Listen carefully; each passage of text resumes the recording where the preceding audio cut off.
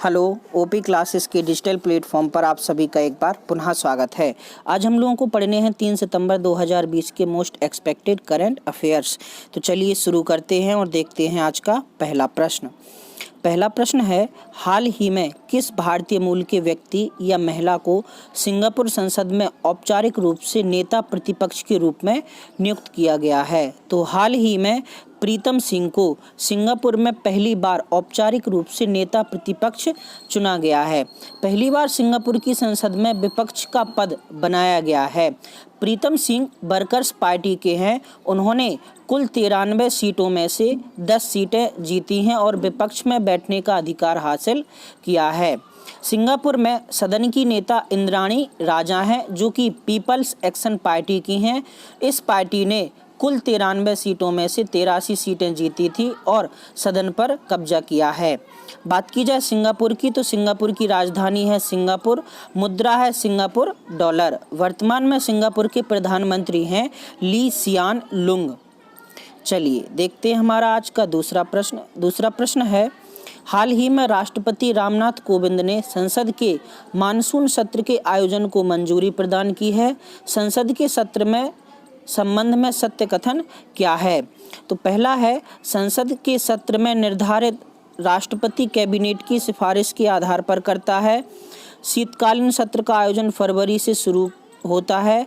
सदन के सत्र को स्थगित करने की शक्ति राष्ट्रपति के पास होती है। तो इसका पहला कथन आपका सत्य है। संसद के सत्र का निर्धारण राष्ट्रपति कैबिनेट की सिफारिश के आधार पर करता है। बात की जाए भारत में संसद के मानसून की सत्र की, तो यह 14 सितंबर से शुरू होने जा रहा है, जिसमें लोकसभा का सत्र सुबह 9 बजे से, जबकि राज्यसभा का सत्र दोपहर 3 बजे से शुरू होगा।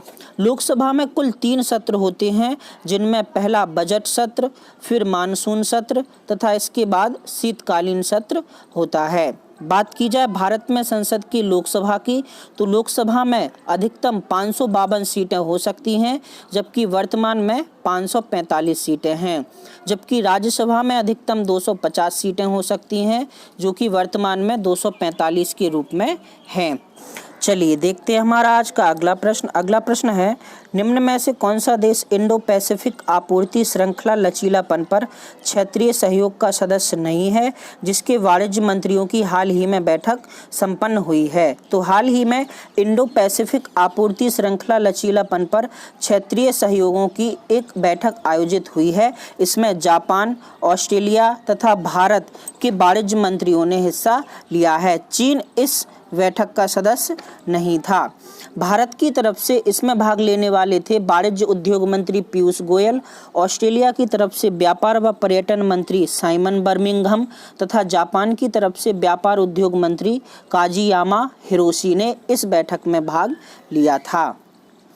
चलिए देखते हैं हमारा आज का चौथा प्रश्न है, हाल ही में नासा के हब्बल टेलीस्कोप ने एंड्रोमेडा आकाशगंगा के आसपास एक विशाल प्रभामंडल की उपस्थिति का संकेत किया है। इसे क्या कहा गया है? तो हाल ही में नासा के हब्बल टेलीस्कोप ने एंड्रोमेडा आकाशगंगा के पास एक विशाल प्रभामंडल की खोज की है, जिसको इन्होंने हेलो नाम दिया है।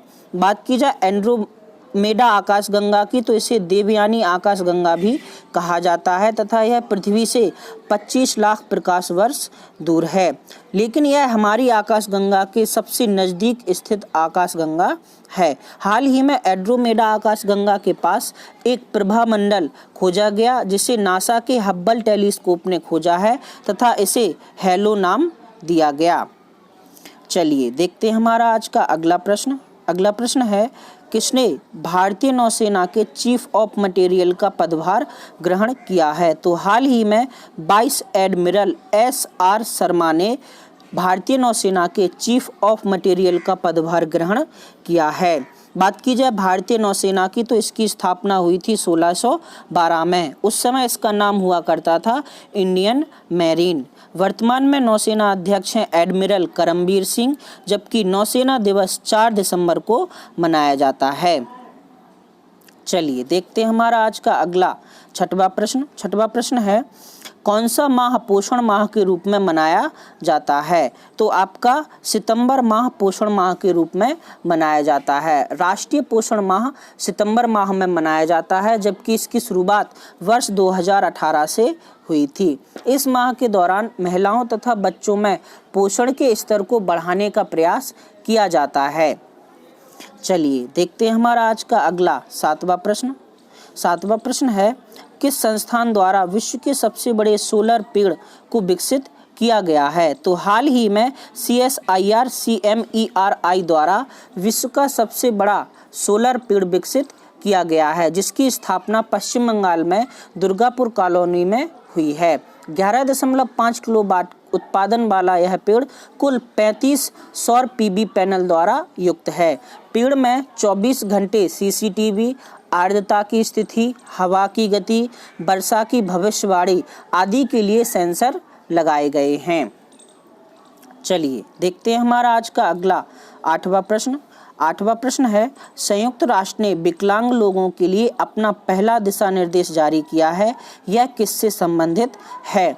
तो हाल ही में संयुक्त राष्ट्र ने विकलांग लोगों के लिए अपना पहला दिशा निर्देश जारी किया है। यह विकलांगों के सामाजिक न्याय तक पहुंचने से जुड़ा हुआ है। संयुक्त राष्ट्र ने विकलांगता समझौता वर्ष 2006 में अपनाया था, जिसके तहत संयुक्त राष्ट्र विकलांगों के लिए कई प्रकार के दिशा निर्देश जारी करता है। हाल ही में संयुक्त राष्ट्र ने विकलांगों के लिए न्याय के लिए दिशा निर्देश जारी किए हैं, जिसके तहत विकलांग लोगों तक न्याय सुगमता से पहुंच सके। बात की जाए संयुक्त राष्ट्र की, तो इसकी स्थापना हुई थी 24 अक्टूबर 1945 को। वर्तमान में संयुक्त राष्ट्र के महासचिव एंटोनियो गुटेरस हैं। वर्तमान में संयुक्त राष्ट्र के कुल 193 सदस्य देश हैं। चलिए देखते हैं हमारा आज का अगला नौवां प्रश्न है निम्न में से किसने मुंबई इंटरनेशनल एयरपोर्ट चलाने वाली कंपनी में बहुलांश हिस्सेदारी हासिल करने के लिए सहमति जताई है? तो हाल ही में अडानी इंटरप्राइजेज लिमिटेड ने मुंबई इंटरनेशनल एयरपोर्ट चलाने वाली कंपनी में बहुलांश हिस्सेदारी की बात की है। बात की जाए अडानी ग्रुप की, तो इसके संस्थापक हैं गौतम अडानी, जो कि अहमदाबाद के रहने वाले हैं। अडानी समूह का जो मुख्यालय है मुंबई में स्थित है। अडानी समूह ने हाल ही में JVK एयरपोर्ट डेवलपर्स लिमिटेड से हिस्सेदारी की बात की है। चलिए देखते हैं हमारा आज का अगला और अंतिम प्रश्न है पहली तिमाही में भारत की GDP कितने प्रतिशत घट गई है? तो हाल ही में चालू वित्त वर्ष की पहली तिमाही में भारत की जो GDP है वो 23.9% गिर गई है। पिछले 40 वर्षों में यह भारत की सबसे ज़्यादा गिरावट है, जो कि GDP में दर्ज की गई है। वर्ष 2019-20 की पहली तिमाही में GDP दर 5.2% की हिसाब से चल रही थी। कुल 8 कोर इंडस्ट्रियल सेक्टर में से 7 कोर इंडस्ट्रियल सेक्टर में गिरावट दर्ज की गई है। वर्ष 1996 से GDP के आंकड़े भारत सरकार द्वारा प्रदर्शित किए जा रहे हैं। 2 सितंबर 2020 का क्वेश्चन ऑफ द डे था आपका, भारत का पहला अंतर्राष्ट्रीय महिला व्यापार केंद्र कहां पर स्थापित किया जाएगा? तो इसका सही उत्तर है केरल। केरल में भारत का पहला अंतर्राष्ट्रीय महिला व्यापार केंद्र स्थापित किया जाएगा।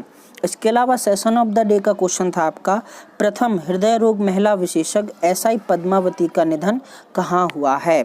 तो प्रथम हृदय रोग महिला विशेषज्ञ SI पद्मावती का निधन हाल ही में भारत में ही हुआ है। सही उत्तर देने वालों में शामिल हैं गोलू, मानवेंद्र, दीक्षा तथा जितेंद्र। सभी को बहुत बहुत बधाई।